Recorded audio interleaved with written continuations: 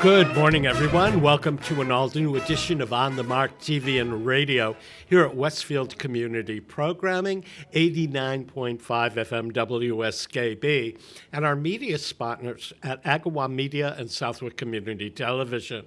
I'm Mark Auerbach, and I thought today we would go behind the scenes in the business of show business with my good friend Tom Parker, who is an artist agent, owns Parker Artists in New York. He is celebrating his 50th year of working behind the scenes in music, dance, and theater artist representation and promotion. A little bit about Tom Parker. He's from Springfield, Massachusetts. He has been involved in the art scene since he was a kid here. I met him when I worked for the Springfield Symphony Orchestra many, many moons ago, and we were both young, and Tom was starting out. And his clients over the years are some of the best musicians you'll find around, including Maestro Kevin Rhodes, who was the former music director of the Springfield Symphony Orchestra. Tom, it's good to see you. Good morning. Good morning, Mark. Nice to see you, too. Yeah, it's been a while. 50 years in the business. That is quite the milestone. Yes, and it surprised me to wake up one day and see on the calendar that in about 2 weeks it would be 50 years. It seems like 48, in all honesty. Yeah, how did you get started? What made you want to be an artist, an agent and a promoter of artists in the classical field? It's sort of a long story, but it starts with a man who was my unofficial mentor, and that was Terry Charles Schwartz, who at one time was the manager of the Springfield Symphony Orchestra. And we met when I played in the youth orchestra for 1 year, my senior year in high school. I then went to UMass to study music, and my sophomore year, Terry left the symphony and came to UMass to help get the funded but unbuilt Fine Arts Center actually built. And he was one of three gentlemen in different departments who got their heads together and figured out how to build that wonderful center. At UMass, while I loved music and was very energetic about it, I just wasn't very good at it, performing. And I flunked out of the music department. And while doing so, I was managing the university orchestra. I was running the classical division of the student radio station. And I was hanging posters for the Concert Society, then run by Terry Charles Schwartz. And when I graduated, I'm happy to say Dean's List in a different department, but when I graduated, Terry said, I think you would be perfect for this artist agency in New York that's looking to expand its staff by one person. May I arrange an interview? And I said, but please do. And it turned out to be Colbert Artists, who a small firm with a major list. People like Dietrich Fischer-Dieskau, Joan Sutherland, Chicago Symphony, Sir George Solti, Juilliard Quartet. I could go on and on. And as Mrs. Colbert liked to say often, if we do our job right, the public knows our artists. They don't know us. And I was there for a short time, went to Sheldon Software Management, which had a large component of dance companies. And then after 8 years, went to Shaw Concerts for 6 years, where I was a vice president. And then I founded my own firm 34 years ago. That in a nutshell is how I got here. Yeah, but also, we share something else in common. You did broadcasting as you were getting yourself into artist management. Just at the student station level at UMass, in between college and New York, I worked as the de facto music director at WTIC-FM, but it was purely administrative. I was never on the air. But still, it's part of getting a show up and running on the air is just as important as getting it on, or being on the air with it.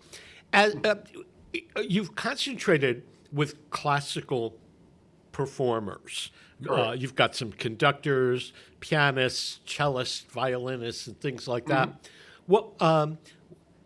Explain to somebody who doesn't know how the industry works, but you have somebody like Kevin Rhodes as one of your clients. What do you do as the agent and the representative for Kevin Rhodes? With Kevin and all of my artists, I work on their publicity materials. I disseminate them specifically to places, in Kevin's case, looking for a guest conductor or a music director. I also make it available on my website. And with every artist, there's sort of a targeted list of whom should be reminded of their existence. And this is a cycle, an annual cycle, as you know, with the season, the performing season, that basically is September 1st to August 31st. So it's off of the calendar year. But organization with younger artists, I counsel them on repertoire development. I remember speaking to a class at Juilliard many years ago, and a pianist asked what he should add to his repertoire. And I said, well, I don't know what your repertoire is, but it should have the Grieg Concerto, it should have Beethoven No. 5, it should have the Gershwin Rhapsody in Blue and the Concerto in F, and a few others. And this other pianist in the back of the room put up his hand, and he was a German student who said he wanted to devote his entire career to the music of Beethoven and Brahms. And I said that was an incredibly admirable goal. But while he was doing that and struggling to get engagements, this other fellow with the more diverse repertoire that included popular pieces would be building his villa on the Riviera. So it often takes a jolt to wake a younger artist up to what the business will expect in terms of presentation before they're even engaged. Just if an orchestra is interested in someone's playing the Brahms Second Concerto, they're also interested to see the depth of the repertoire, because that gives some insight into the breadth of the artist's interests and capabilities and indeed artistry. A lot of people that are listening today might be interested in furthering their career as an artist.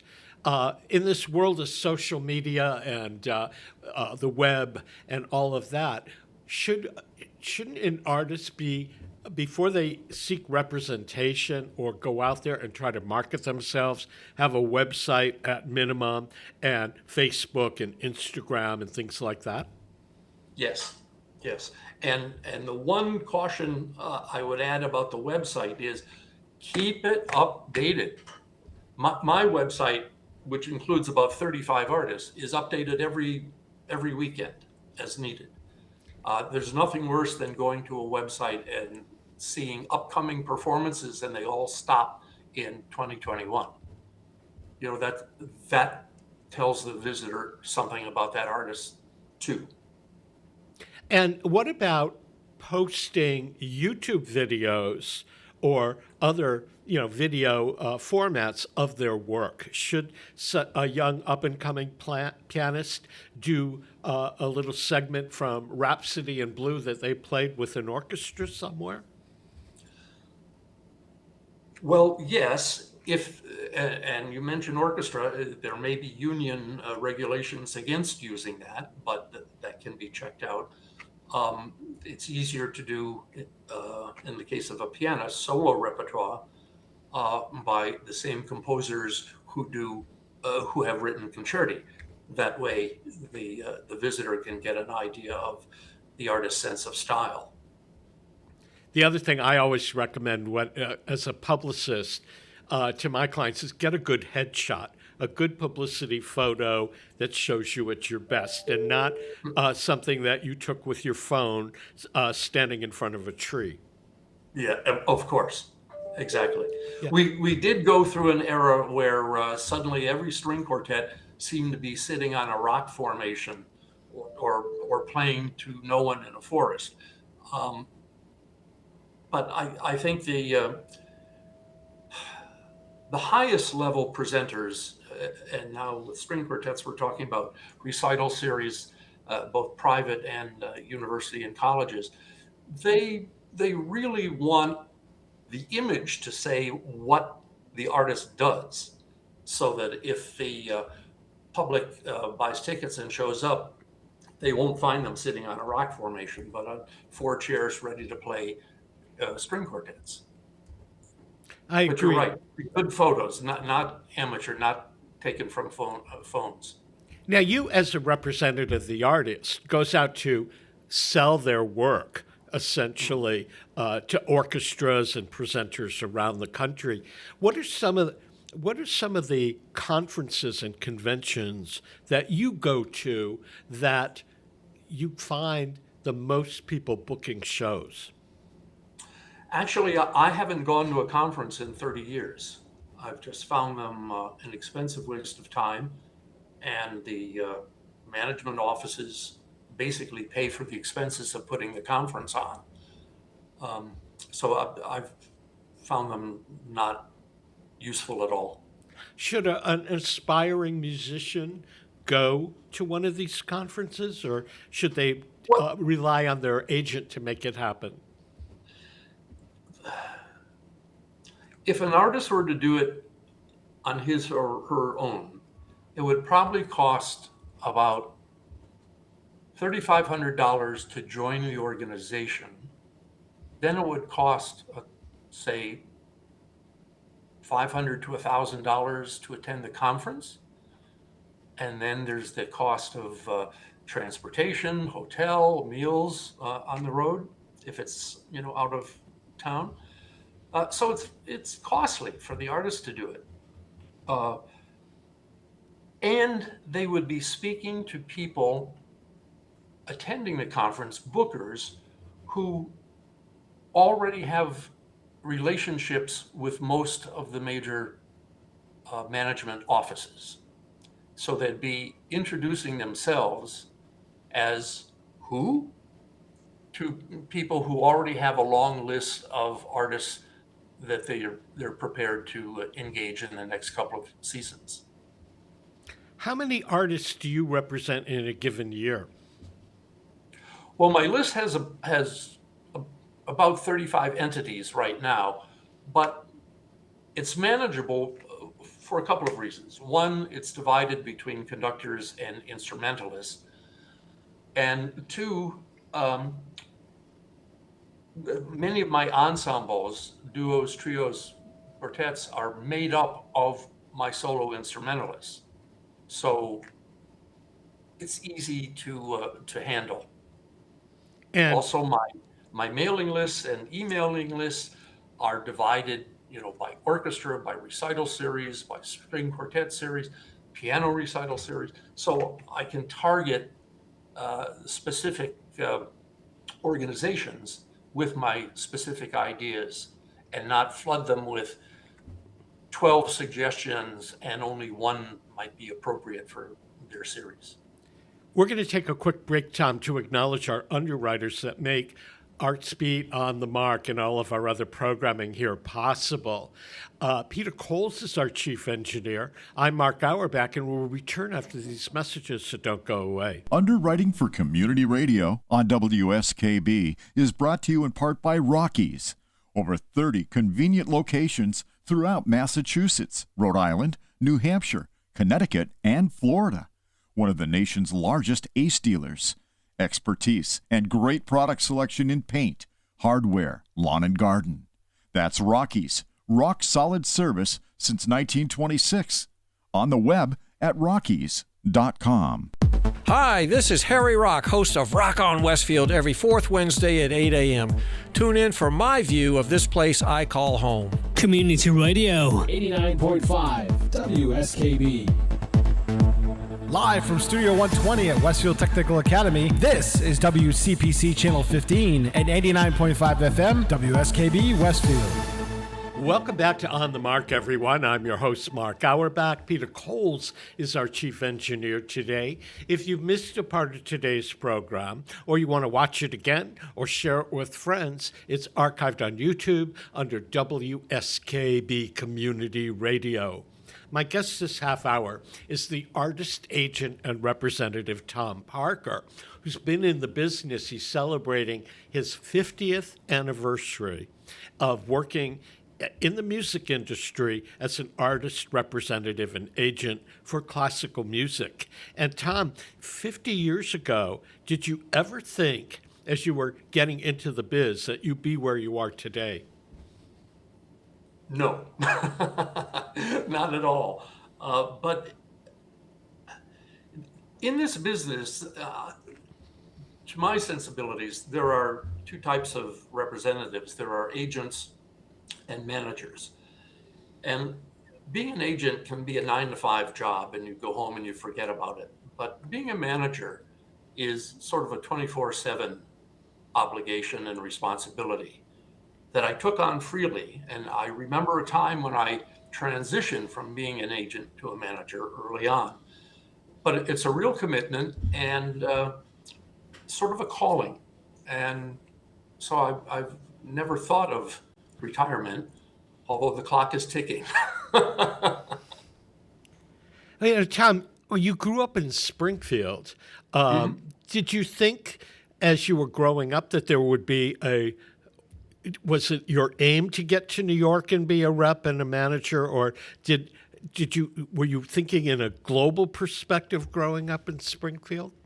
Oh, not at all. Not at all. In fact, I had no interest in moving to the big, crazy, evil city of New York. Not at all. And it was just the need for a job. Two weeks after I joined WTIC FM staff, the owner sold the complex. And it was a dinosaur, which I think there were 5 of them, FM, AM, and TV. And a Supreme Court ruling had allowed the 5 dinosaurs to remain, but if they were ever to be sold, they needed to be broken up. So the owners broke off TV from the 2 radio stations, and then drastically changed the radio station format. It took close to 2 years for that sale to be approved and go through. So there was this one strange week, 2 years into my employment at the station, where I was called to one vice president's office and given a handshake, and my raise was announced. And 2 days later, I was summoned to another vice president's office who shook my hand and said, I, along with about 120 others, were being fired in 2 weeks. So this amazing day occurred. I was living in West Glastonbury. My last car payment was due. My lease was up. My bank account was down to $20, which was a lot of money back then. And I got a call from Terry Charles Schwartz again, who said, I think you'd be perfect for this business in New York. So between that phone call and my moving to New York was about 3 weeks. And I just fell in love with the city, its rhythm, its excitement, its accessibility to everything from high art to low art to sports, fine dining, casual dining. sometimes just walking around on blocks that I haven't been on in 20 years is an education and an entertainment all in itself. Do you still like New York as much as you did when you moved there? Oh, even more so. I love the city. It's the center of the universe, after Springfield, of course. After Springfield, do you ever come back to Springfield? To the area, yes. My brother and sister-in-law lived just over the line in Somers, Connecticut, and my brother's law office is still in Springfield. So yeah, I'm back, for holiday visits and when my artists appear with the orchestra. What do you think of the growth of the orchestra over the years? I mean, when we were kids, it was when I worked there, and I felt like I was a kid when I did, there were classical series, pop series, lots of tours, residencies at the Fine Arts Center at UMass, Westfield Pops in the summer, and the Berkshire Choral Festival. And now they're down to probably 10 concerts a year in Symphony Hall, but they're the only live performing arts organization left in Springfield. It's different from our childhood. Oh, very different. And I have a wonderful large format booklet that the Springfield Chamber of Commerce put out years ago, and it included everything good about Springfield. And there are photos in there of sold out Symphony Hall concerts for the Springfield Symphony, sold out. And the last time I was there, for a concert which was before COVID, it was a half house, which they were happy to have. I mean, as I've said for years, for decades, you can't blame the ones who show up. And I've seen declining audiences in Springfield-sized cities throughout the country that go back to the Reagan cuts in arts budgeting. And there are when I was a teenager using my paper route profits to buy season tickets to the Springfield Symphony, there were a lot of young kids, teenagers, young adults in the audience. And a lot of them I knew from the area bands I played in the summertime were instrumentalists. And so this was a logical extension of their interest and their musical education. The missing people in concert halls these days don't have any musical education. And they find the classical world intimidating, where those of us who are in it find it incredibly exhilarating and exciting. I agree with you. Are there some fascinating people that you've met as an artist, agent, and rep?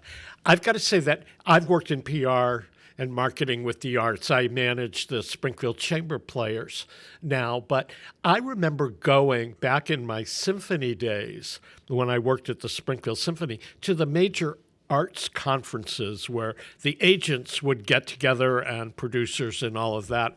And amongst the artist agents and representatives and managers were some extraordinarily colorful people. One was a third cousin of mine named Ethel Siegel, and her husband played with the National Symphony in Washington, and she had an artist agency and represented some people.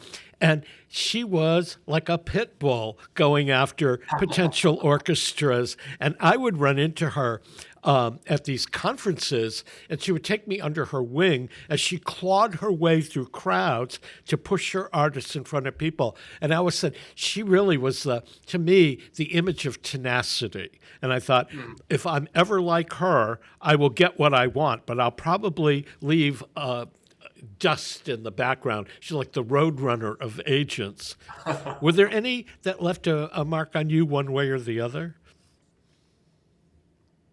Oh, yes. I meant the last employer I had, Harold Shaw, who was considered the dean of American managers. Every day in his office was like taking a master class in this work. the way he thought about it artistically, financially, socially. It was amazing, absolutely amazing. I loved walking into that office every morning. Others were artists themselves. I had the great honor of working for the late Shura Tchaikovsky, one of the greatest pianists ever, who played twice with the Springfield Symphony, I believe. And he was a naturalized American citizen who lived in London. And one of the employers for whom I worked added him to the list, but my employer was a little crazy, and Shura Tchaikovsky was a little crazy. And so my boss said, why don't you work with him? And so this was the point that I alluded to earlier in this chat, where I went from being an agent to a manager. This was a man who was a god on stage, absolutely a god.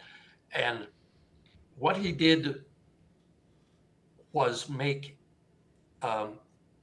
every audience believe they were hearing the world premiere of the piece, even if they had heard it 100 times. And this was a magical element of artistry that others have too. And Shura had needs, specific needs. On the day of a performance, for instance, he needed a steak lunch. And after that lunch in a restaurant, he needed to buy 4 postcards, 4 postage stamps, and a roast chicken for later.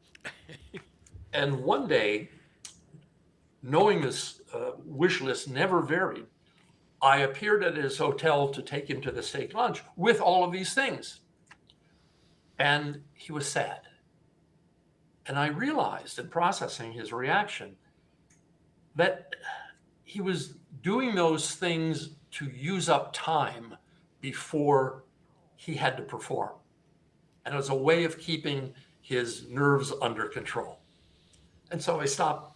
That was the one and only time I got him his wish list in advance. So from then on, we did it. And it took an hour or 90 minutes. And by the end of that, he was ready to go back to his hotel and take his nap. Tom Parker, we're out of time, but I want to thank you for joining me this morning. Mark, I want to thank you for this invitation. It's great to see you and to chat with you again, and to my family and friends in Western Massachusetts. Hello.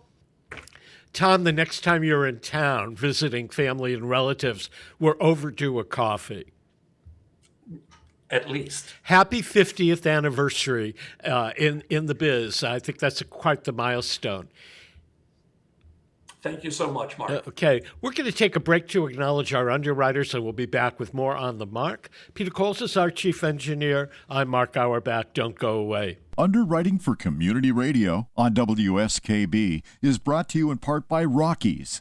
Over 30 convenient locations throughout Massachusetts, Rhode Island, New Hampshire, Connecticut, and Florida.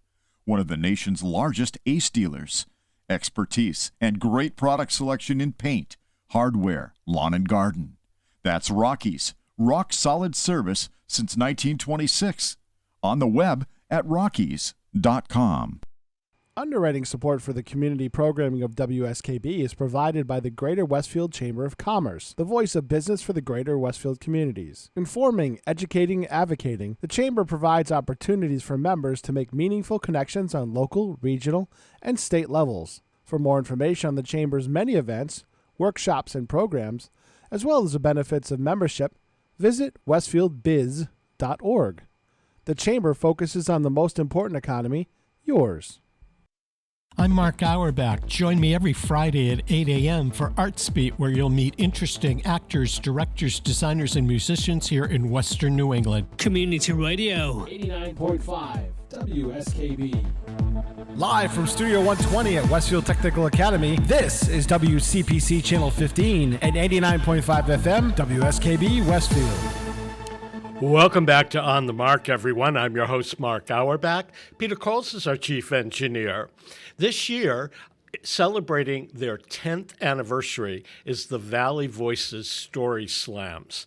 It's a creation of New England Public Media and Vanessa Cerillo, who's here, and the Academy of Music Theater in Northampton, and Debra Janthony is here as well, along with two of their storytellers. And first of all, good morning to all of you, and congratulations on 10th anniversary. And we have Dave Fromm and Susanne Schmidt, who are storytellers with this program. First of all, Vanessa, it's been 10 years. What made you think about doing a story slam? Thank you. First of all, thanks, Mark, for having us here to talk about Valley Voices. It's exciting to be able to see Dave and Susanne on this call with us, too. I'm psyched to hear what they have to say. But yeah, 10 years is a long time. And I have to say, Debra approached me 10 years ago when she was bringing the Moth to the Academy of Music and kind of thinking, well, do people even know what storytelling is here in Western Mass? How are we going to make them understand what the show is all about? Why don't we do something local? And I thought, yes, that's like such an awesome idea. And it's only grown from there. We started very small, tiny stage, and I'd have to say probably a minimal clue about what we were doing back then, Debra, but now we've kind of expanded it and we've really grown, and we're able to have just like superstar storytellers with us at this point, just helping the project along, because it wouldn't be happening without folks like Dave and Susanne who want to share their stories on our stage. Debra, you program so many different things into the Academy of Music. You program pop music, comedians, local arts organizations. How was storytelling on your radar? Well, yes, we have a variety of programming here, and what the Academy does is sort of fill in the gaps. We have a lot of concerts and a lot of dance. And so spoken word is one of the areas that we program. So the early 10 years ago, we wanted to bring in the Moth Radio Hour.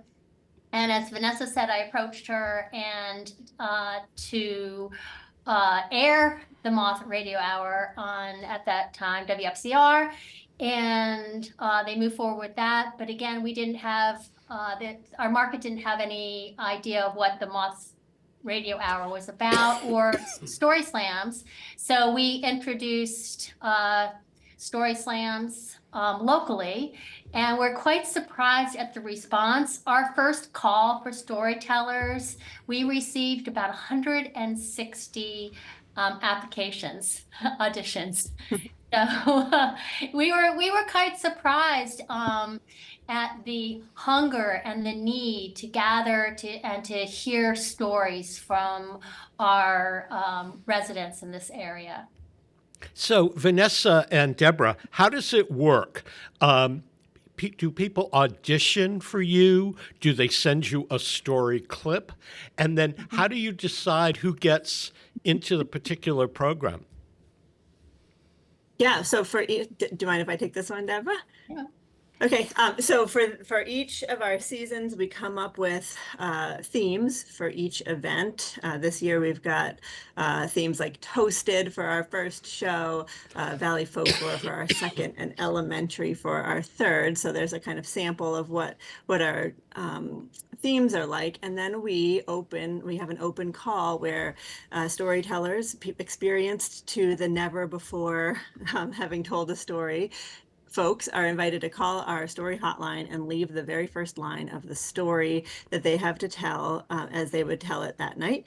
And Debra and I and a small group could make decisions based on that very first line as to who we'll bring in to be part of the show. We select 10 storytellers and we give them a workshop, which is actually a pretty cool part of the program, where we're letting the storytellers meet each other and get some coaching from a well-known story coach named Andrea, excuse me, I love it, from Mass Mouth. So that's how it works. And we get like I said, people who've never ever told a story before, who have something to say, and kind of pros like Dave and Suzanne have been doing it for quite some time. So So you we never need know to, what we're going to get. yeah, we need to talk to a storyteller here. We have Yeah. two, Dave and Suzanne. Dave, how many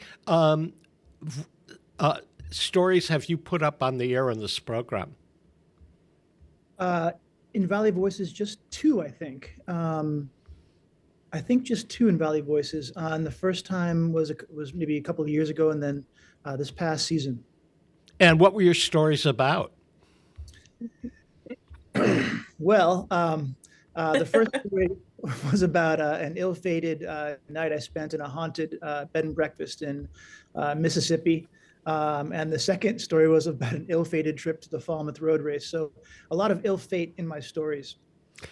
Is storytelling your main profession or occupation, or is it a side hustle?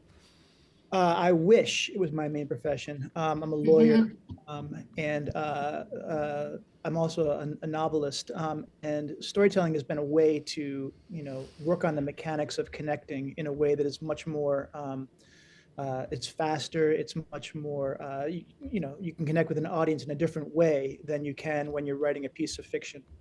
How do you, when you develop a story for something like this, like Valley Voices, is there a time frame that you have in which you have to tell the story, and do you practice it in advance? Yeah. So for Valley Voices, it's roughly a 5-minute time limit. You have to tell the story without notes and without props. So it's just you up there, and I think that's a really important part of the vulnerability that the storytellers bring to the experience. And some storytellers practice over and over again, and some storytellers kind of wing it. For me, I try to practice it to the point where I know the scaffolding of the story, and then I have room in it for, digressions or reactions or things like that. But for me, it's important to kind of have a beginning, a middle, and an end that I know where I'm trying to get to, and I won't get lost. And what about you, Suzanne? I would agree with everything everyone has said. Valley Voices has just been an amazing contribution to the community, and it brings forward stories from just lots of different people, stories from people that maybe you might not have connected with, or you don't maybe walk in the same circle, and then you have a chance to hear their story and you realize we're all connected in some way, which is the power of storytelling. And I agree, my process is kind of the same. I like to know where I'm going. My grandmother, when I was growing up, taught me how to drive in Brooklyn. And the advice she gave me driving this tiny little Volkswagen Beetle was, there's only a couple of things you need to know. You need to know where you're getting on the highway. You need to know where you're getting off the highway. And the rest of the time, just try to pay attention. And I didn't realize it at the time, but it was like the best storytelling advice anybody could ever give, is that you're not giving a monologue. You're just really revealing a vulnerable piece of yourself, and having the flexibility to just really allow the audience to participate in that story with you can be a really beautiful thing. And my understanding is that the stories are told live at the Academy of Music and then are recorded and they're part of a podcast. Is that correct? They're actually the competition goes through several iterations. So the storytellers compete to be at the Best of the Valley Voice Story Slam, which is held at the Academy. But we actually house these performances at different venues around the Valley. So for instance, the very first slam this year will be held at NEPM in Springfield, and then that'll be followed by a slam at the Iron Horse. And then our last slam will be held at the Shea Theater. So we perform throughout the Valley at different venues to give each community an opportunity to to hear and to experience story slams. So let me I ask. also want to say, going back to the a storyteller's experience and the auditioning piece is Vanessa and I are now listening to the first round, and what is so fascinating and interesting to hear is when you have a theme like Toasted, the different angles that storytellers approach it. So with Toasted, it can be a story about celebration and toasting a moment in time, or it could be setting a fire, or it could be an embarrassment. So what is so interesting when you're listening to the stories is the different angles that the storytellers take it. So let me ask one of the storytellers. We'll start with you, Susanne. You have a story planned and it's plotted out in your head, and you stand up before an audience. And does the audience reaction as you're telling the story change the scope of your story? It doesn't really change the message that I want to deliver. I think when I go into a story, there's a couple of things that I want to make sure happens. I want to make sure the audience feels like whatever I'm talking about is universal enough. So maybe they've never had the exact same experience that I've had, but they understand fear and love and grace and jealousy. And so I'm thinking, I'm wanting to keep those pieces in place. But the audience does react. And if you're telling a funny story, you have to account for the fact that if the audience laughs, you have to sort of slow down your tempo so that you're not talking over them. I remember the first time I told a story and I was very mindful of like, I have 5 minutes, like, please stop laughing because it's taking away the time that I have to tell this story, and then realizing, okay, that's just beautiful. Like that's the power of it. And what about you, Dave? How does an audience reaction change either the tone of your story or the sequencing or something like that? Well, yeah. So something that I think Suzanne said earlier, it's not a monologue. It's really, in a weird way, it's really a conversation. You're trying to create a dynamic with the audience. And so their laughter, their reactions, they're joining you in the story you're telling is really important. And you can tell a very short story that's really meaningful and connects with the audience. And that will work better than a long story that doesn't connect. And so for me, when I'm getting a laugh, most of my stories tend to be, or try to be funny. And I feel like if I can make them laugh, I can make them feel something. But it's really a conversation between the storyteller and the audience. You're in it together because they're experiencing it with you. That's the goal. So for me, there are sometimes where I have a story and I have 1 or 2 lines right in a row. And if the one line gets a reaction that I want to linger, I don't want to step on it with the second line. So I might even kind of drop that one and move on. But it really depends on the give and take with the audience. Dave, how many stories do you have in your repertoire at any given time? 1,000 stories in the Naked City. No, but far fewer in me. I have a few stories that I've sort of told enough times that I can do it pretty quickly. And then, but sometimes those stories tend to get stale or feel old. And I'm much more interested in the process of, kind of observing life, because that's where the stories come from, as opposed to kind of curating past experiences. So I've got a few stories that I've told before, but I'm trying to find new ones. And what about you, Suzanne? Do you have a certain number in your repertoire? Yeah, thousands probably. And some of them I will never tell on stage. Some of them are just stories that I write because of whatever's happening in the moment. Just the writing process for me, or creating a story, is as fun as being able to get up on stage and tell it. That moment where you spend 2 weeks going, oh, right, that's the exact right word choice, is just really satisfying. But I think, like Dave said, something happens every day that's a story, if you pay attention to it. So I try to just train myself to look for the the tiny little moments that you have with other people that could become a larger story. We got to take a break in just a minute to acknowledge our underwriters. But Vanessa, before we do, how can people learn more about Valley Voices and find those podcasts of Story Slams past? Yeah, we have a website at NEPM.org/Valley Voices that has links to all the information you need about how to audition, about upcoming shows, about getting tickets, links directly there to the Academy of Music website, so you can pick up your tickets to join us for the shows. And you can also find all of our YouTube shorts. We capture all of our shows on video for YouTube, and also our podcast, which we release regularly, featuring stories from the live shows, all at NEPM.org/Valley Voices, and tickets there and at the Academy's website.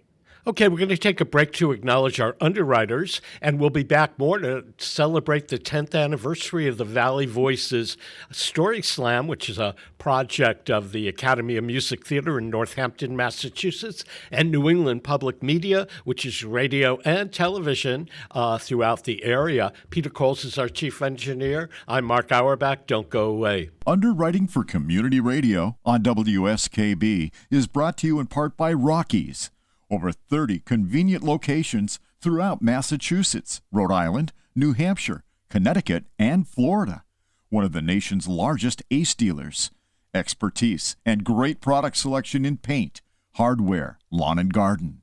That's Rockies. Rock solid service since 1926. On the web at rockies.com. Join me, Tina Gorman, each week from 6 to 8 a.m. for Wake Up Wednesday, when my guests and I discuss health, wellness, and lifestyle reimagined. Community Radio 89.5 WSKB. Live from Studio 120 at Westfield Technical Academy, this is WCPC Channel 15 and 89.5 FM, WSKB Westfield. Welcome back to On the Mark, radio and TV here from Westfield Community Programming, 89.5 FM WSKB, and our media partners at Southwick Community Television and Agawam Media. If you've missed a part of today's program, or you want to share it again, or share it with friends, it's archived on YouTube under WSKB Community Radio. Today we're celebrating the 10th anniversary of the Valley Voices Story Slams. It's a thought up by and a co-promotion and production between the Academy of Music Theater in Northampton, Massachusetts, and New England Public Media. From the Academy, we have Debra J. Anthony. From New England Public Media, Vanessa Cerillo, and storytellers Dave Fromm and Susanne Schmidt. 10 years is quite a milestone for a project like this, Debra. It is. I am surprised but delighted that we've been able to build a community of storytellers beyond just what is on stage, but the connection that the storytellers have with each other off stage. It's a very supportive community, and that our community at large still enjoys going out to engage in story slams. I have to say we sell out every show, so it is really a hot ticket. And I would assume for the Academy of Music, it broadens your audience outside Northampton. Yes, it most definitely. It engages us directly with artists in the community, as well as reaching out to other communities, surrounding communities, because the Academy is in one building in Northampton, and provides us with the opportunity to do some outreach in a variety of communities throughout the Valley. And Vanessa, I know that New England Public Media, which is the merger of what was New England Public Radio and WGBY Television, is known for a lot of its outreach programs and sponsorship opportunities and things like this. But Valley Voices has really become uniquely branded with New England Public Media, and certainly taken you into a new realm. Yes, yeah, absolutely. It's we're really proud of the Valley Voices as an entity and how we've grown it over the years. You know, as we talked about earlier in the show, we started out really small with just this kind of live event one-offs. We've grown that to include, you know, really trying to making a show out of each of our events, and also, you know, broadening out the reach and making these stories available to more people through our YouTube and podcasts. But yeah, it's a great way. We always want to hear more voices and be part of our community everywhere we go. So Valley Voices is a way for us to do that. We really love partnering with all of the venues around Western Mass to do this, and we've had a lot of great success and really cool places to host the show, and it's fun for people to come out and get to see those places, experience them, and maybe come back there, as well as the Academy for new shows. So it's Debra, of all the venues that you all have worked in, is there one that surprised you as being a great venue for storytelling? No, actually, I would think that would be a question for the storytellers. For Vanessa and I, we've enjoyed all the venues. They have been accommodating and quite helpful, making sure that our storytellers are well taken care of. And that the technical equipment is there for us to set up. And I think the audience members also might be able to respond to that more also, because they would have their favorites being more local to their community. But all the venues, they offer something different. And they've all been a joy to collaborate with. Dave, we're excited this year. Oh, sorry. Oh, okay. No, go ahead, Vanessa. Sorry, I just wanted to say that this year we're introducing 2 new venues that we've never done before, which is really exciting. So we try to, vary up the locations. And this year we're excited to be able to work with the Iron Horse under new leadership and management. It's going to be a really fun show. They're psyched to work with us. And also up in Franklin County, the Shea Theater, which, NEPM has done some programming with in the past, but we've never hosted Valley Voices there before. So it's a great way to get out in the community. Of course, Debra has a long history of working with. I've been on that stage many times. So it's exciting to try new things as well to keep it fresh. Yeah, Dave, when you're getting up ready to tell a story, do you go do a dry run or a sound check in the space that you're going to tell it? And does the space impact how you're going to tell that story in some way? What I do is I just panic, for like the first, 24 hours ahead of the story, and I just repeat it in my head. In my head a million times. I've told stories at the Marigold Theater in East Hampton, which has been a wonderful place to tell stories. Glamorous, fun. It makes you feel like, and the way that Valley Voices does it, it makes you really feel like you're kind of a movie star. You're up there on stage. I think whenever you're on a stage and there are lights and there are things kind of hanging from there, things hanging from the ceiling and there are microphones, you feel kind of excited and invigorated. So that's a thrill. I would just like to say that, what Debra and Vanessa have built over the past 10 years is such an incredible gift and resource to the Valley community. Because it encourages us all to sort of, see the stories in our own lives. And certainly when you're up there on stage with people and the audience is listening to your story, they're also thinking about their own stories. And I think that everybody who comes to one of these events, whether it's at the Marigold or the Academy of Music or at the Shea, kind of leaves thinking that they belong or that they have a story worth telling. And that's a great thing. I know you participated in the story slams. Do you go to the other ones on a regular basis? I try to, I think Vanessa and Debra were saying, there's a community of storytellers, but it's not like, it's a fraternity or something like that. It's just people who like to try to connect through narrative in the Valley. And, there are various places that they do that through workshops or through the Valley Voices events. And we all try to go and support each other and learn and connect with anybody who's willing to get up there and take a risk. Suzanne, do you go to the other story slams as well as the ones you do?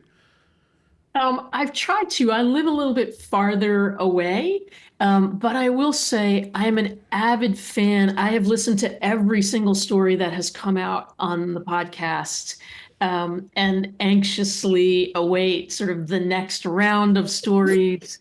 And, it's just one of my go-tos for things to listen to. And again, the variety of folks that interpret the same theme very differently. Always it's just really joyful to listen to stories, even if the story itself isn't joyful. Listening to other people's stories just really brings joy. I got to say that I follow the podcast, but I had a guest on this program, Angela Combest, who at the time was the publicist of the Chester Theater, and she's since moved on to the Amherst Cinema. And she sat here in the studio and told me the story she was preparing for the Valley Voices. And I was mesmerized by her story. I think she was either a finalist or won several years ago. But the art of storytelling and some of the material that people come up with astounds me. And I think that this is one of the most exciting programs we have in our cultural menu here up and down the valley. So Debra and Vanessa, thanks for creating this. Well, we thank the community. We thank the storytellers. Especially those that have never been on stage before, to get up there and, as Dave was alluding to, and be brave and be vulnerable to share their story with the community. I believe it's brought our community together in a deeper way, and has brought connections, in over 100 stories in the last 10 years. And I would assume that they live forever in the podcast world, so people can go catch them, on podcast, as Vanessa had said, they're online. Are they there forever, or do you switch things in and out, Vanessa? No, once the podcast episodes are published, they're available on any podcast platform, like whether you listen on Apple or Google or whatever, and also on NEPM.org/Valley Voices. And the latest episode actually features that story from Dave. He was the winner of season 9. And everybody loves a little self-deprecating humor and a bathroom story. So that's what we should. Well, he says Falmouth Roadmap. Yeah. We're out of time here, but I want to thank you all for being here. We've been chatting with Debra J. Anthony from the Academy of Music Theater in Northampton, who partnered with Vanessa Cerillo from New England Public Media, and they brought along Dave Fromm and Susanne Schmidt, who are two of their storytellers that are all part of Valley Voices. Thanks all for being here. Thank you for having us. Good luck on the 10th anniversary season, and you can find information on that at nepm.org, or you can just Google in Valley Voices, Academy of Music Northampton, and it'll show up. And this wraps up another edition of On the Mark. Peter Coles has been our chief engineer. I'm Mark Auerbach. We'll see you next Wednesday with an all-new edition.